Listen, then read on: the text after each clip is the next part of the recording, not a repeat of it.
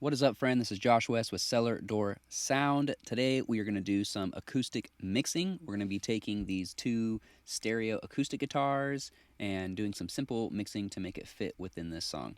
Before I get into that, if you haven't yet, please go download my completely free Ultimate Vocal Preset Bundle.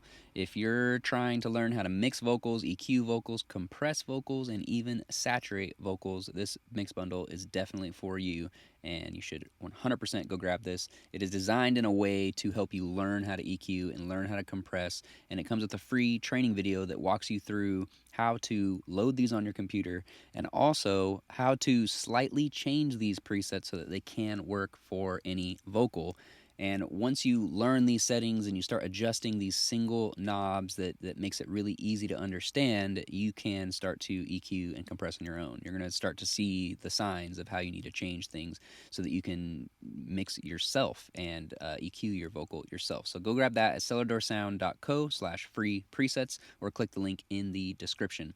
In the last video, we had a mono acoustic guitar with this song. I'm going to play a little bit for you.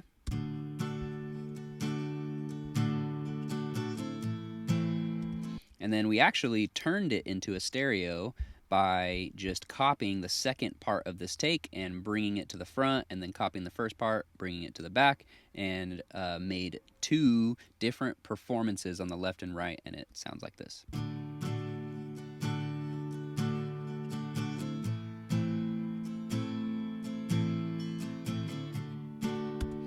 Way better for the song. Let's hear just a little bit of this song.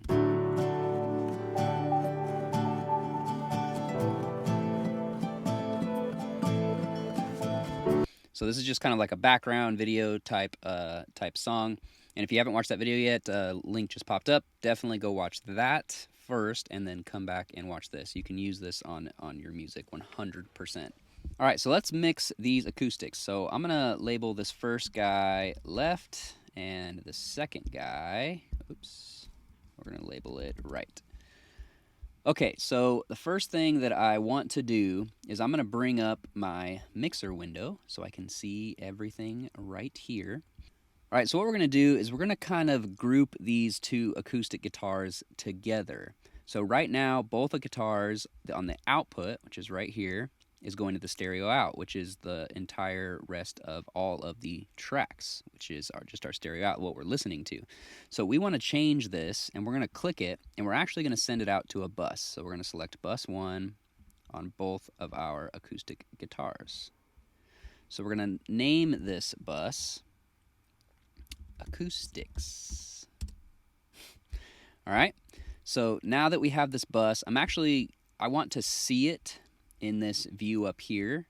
So I'm going to right click this and we're going to go to create track.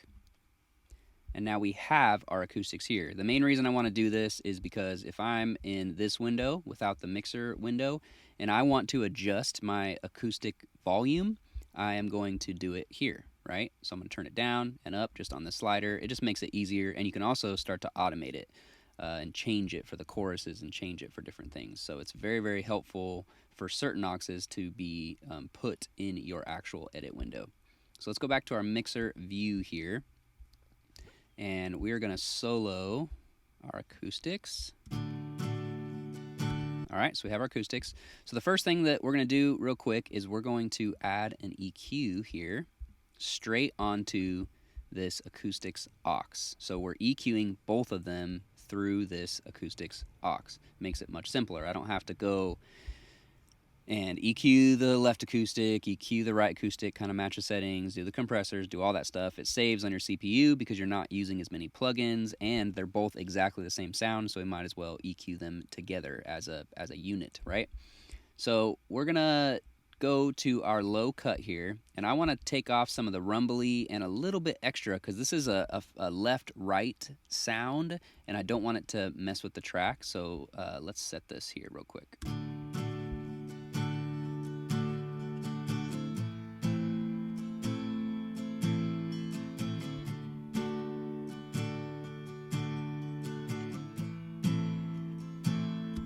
All right, so that's fine. It's just taking off a little bit of that low end, just kind of helping us there.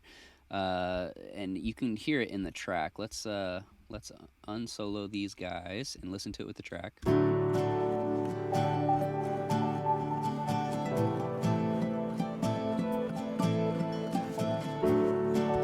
You can hear when I turned this off, it kind of just took it away slightly. It brought down some of that low end that's kind of taking focus in the track, and we don't necessarily want that. So the next thing I'm going to do is I'm hearing a little bit of a ringy sound in the low end. Typically, when I'm listening to instruments by themselves, I'm listening for any tones that appear to be louder than other tones that are kind of distracting. One app that I highly recommend is an app called Quiztones. It's on Apple, and I believe it's on Android. I'm pretty sure. But it is awesome. It basically tests you on frequencies, and it just plays random frequencies, and it's a multiple choice. You click it, and you can see your scores over time. It is very helpful. I'll throw the link in the description for that. And once you start going through that app, you start to hear these ringy tones in your music, and it totally changes how you start hearing instruments and how you start hearing vocals. So definitely go grab that. That's how I learned how to listen to certain tones. So I know there's a ringy tone, so what I'm going to do, and I can hear it in the low end, so I'm going to bring this low guy up here, and we're going to get the Q, and we're going to tighten this thing pretty tight. And what I'm going to do is I'm going to sweep around and try and find that low kind of rumbly sound that I don't like, and find the center of that frequency, so where it gets really loud. Let's try.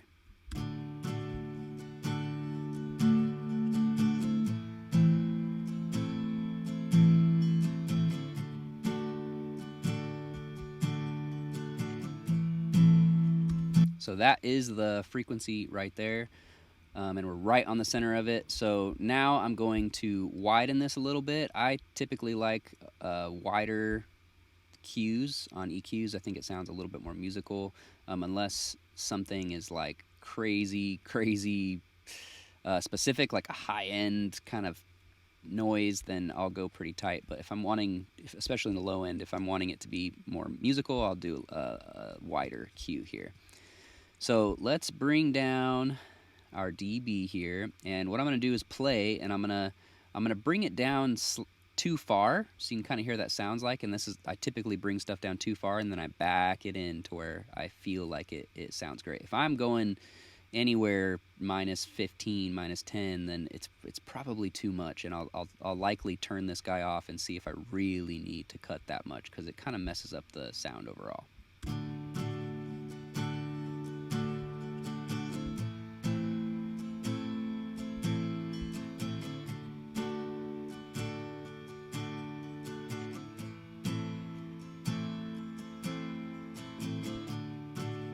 You can hear when I brought it all the way down, it really took all the low end energy out of it, and it made the guitar sound really thin.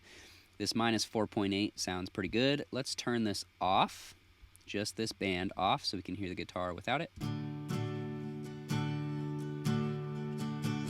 Let's turn it on.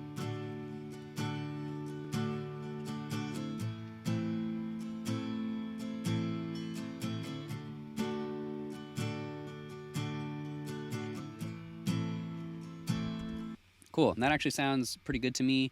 The guitar is not harsh. I'm not hearing too much mid stuff. And so overall it sounds pretty great. So now let's add a little bit of compression. So let's go to our dynamics. We're going to go to our compressor, stereo. And we're actually going to use a preset for my Ultimate Vocal preset bundle. These are not just for vocals. These are also really for any instrument, especially the compression. So we're going to go to Vocal Light 1, which is this guy. And it's a low ratio. We're not going to get too far into what that means, but basically all I'm wanting to do is mess with this threshold. And this is what you learn inside of the Ultimate Vocal preset bundle training video. And I'm going to want to set this threshold to where my gain reduction is really only hitting about like -2, -3. I'm just going to soften those bigger impacts whenever I really hit the strings a little bit too hard, to just even out the performance a little bit. So let's try it.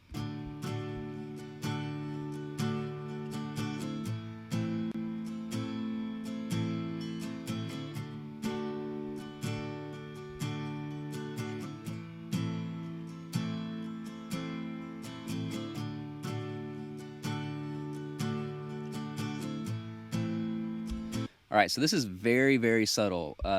We're at minus 34. So what I see a lot of people do is whenever they get to compressors, they push play and they crank the crap out of it, and I'll show you how that sounds.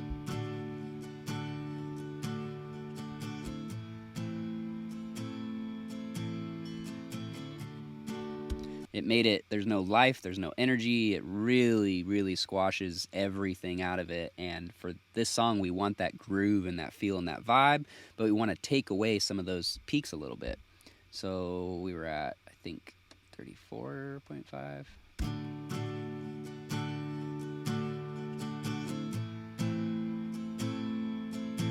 All right, so let's listen to it without this. This is with the compressor off.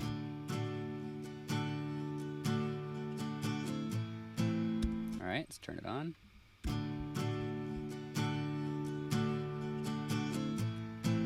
So if you can't hear this, don't worry, you will be able to hear this eventually. The point is, whenever you have just a soft, nice acoustic like this, you're not trying to kill the energy. So when you're looking at setting your threshold on your compressor, you're really only wanting this like minus 2-ish, even minus 3-ish of gain reduction that's just taking a little bit of those peaks away whenever you're really hitting the guitar. And I don't claim to be a guitar player. I just kind of play for fun. I don't seriously record guitar, and so there was a lot of inconsistencies in my dynamics when I was hitting the strings, and this kind of softens that up and makes the guitar sound a lot cleaner with the song. So that is all we need to do with this compressor here. All right, so now that we have some channel EQ, got some comp, I want to add, since these are panned super hard left and super hard right, I want to add a plugin here, which is a free plugin that is awesome. And it is, where are you? Fuse Audio Labs, RSW2395C. Horrible name for a plugin, but I love this plugin. It's just a lot analog style plugin, and it sounds super great. So we're gonna really just be messing with the high end here. So I know I want to just add some saturated type high end, and that's kind of what this plugin gives you. So for the high end, it's this blue guy right here. So you have an off, 2K, and 5K, and we're just gonna boost a little bit of this 5K here.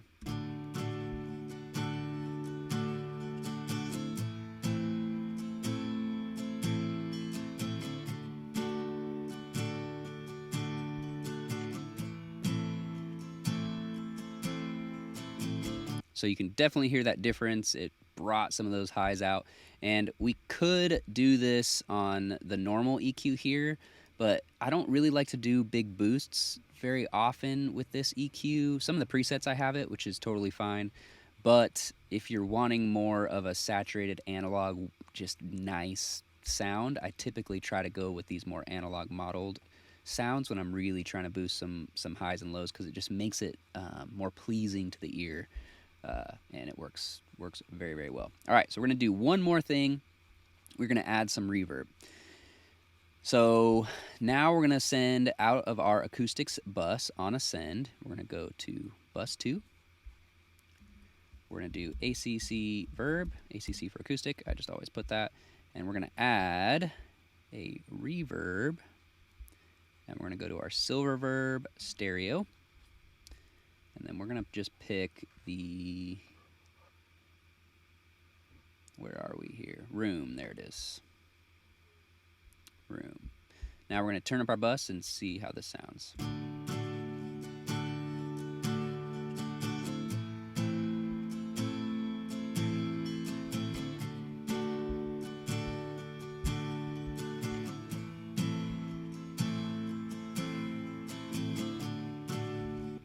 All right, so this is decent. I took this low cut and high cut off because I'm going to just kind of visually change this and show you guys.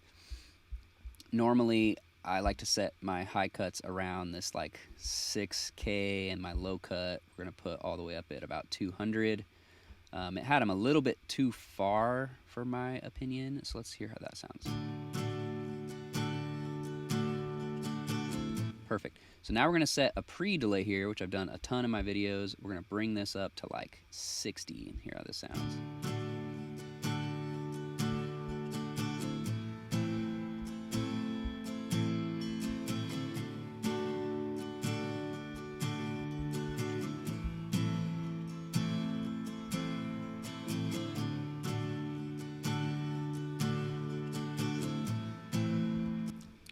I like to set pre-delay on my reverbs. It just takes, it basically makes the acoustic on its own, and then the reverb a separate thing. A lot of times when you have a shorter pre-delay, it kind of sounds like all one sound, and it gets a little bit unclear for me. So pre-delays are a huge tool that you can kind of mess with.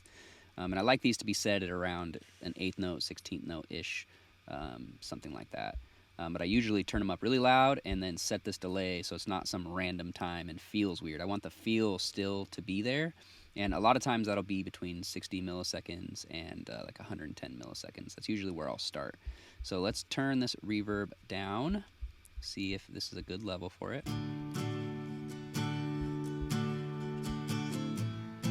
All right, now let's listen to it in the song and see if everything we did fits.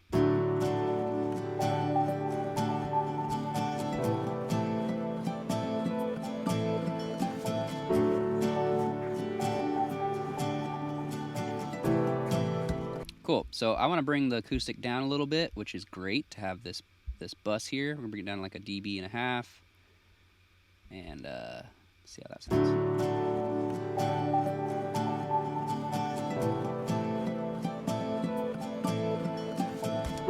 Yeah, that sounds fine. And this, again, I can't stress enough how important it was that we brought out this to this bus one and mixed these together. That way I didn't have to do so many plugins on everything, and it was just simple. It was a lot easier process. And when you have a bunch of tracks, like a lot of background vocals of the same vocal or a lot of guitars or whatever, it's really nice to send them all out to their own bus and manipulate them there, or even just to have reverb or just to have control. A lot of times I'll have an aux like this, and all I'm using it for is for volume, to change the volume so that I don't have to go in and change every single track.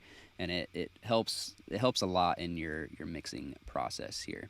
So let's just review real quick everything we've done. Let's turn off and mute our reverb so we can hear just the acoustics by themselves.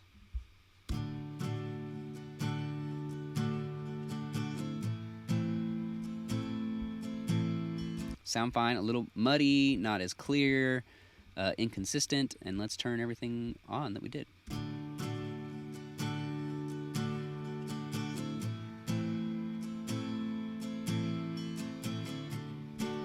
Now they're clear, we got some of that high end, the compressor's doing a tiny bit of control over the overall sound, and we have that reverb there that's just adding a tiny bit of space but not mudding up the entire mix. That is the video today. Definitely don't forget about my Ultimate Vocal Preset Bundle, over 30 presets for EQ, compression, saturation. Go download it, click the link in the bio. And thank you so much for watching this video. I hope you've enjoyed this acoustic mixing little short series. It's been so much fun to make. And let me know if you use this technique, and comment below and send me your music. I love hearing people's music of stuff they're working on, and I love seeing these techniques actually being used. So thanks so much for watching. I'll see you next week.